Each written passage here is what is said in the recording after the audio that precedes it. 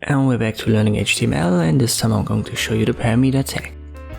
It's connected to our object tag and it defines its parameters, so I still have our player from the last video.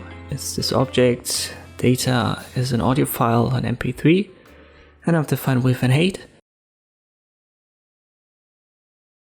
And you can nest the parameter inside, it doesn't have a closing tag. And you usually add name and value attributes and you define that. Let's just say autoplay and set its value to true. I've got it set by default to block autoplay because I don't like it as a user, but this would now run when I refresh my page. And this is what you would need the parameter tag for. As I've said, it's always connected to the object, and that's basically all there is to know about it. I hope this video was helpful, thank you for watching, and I'll see you next time.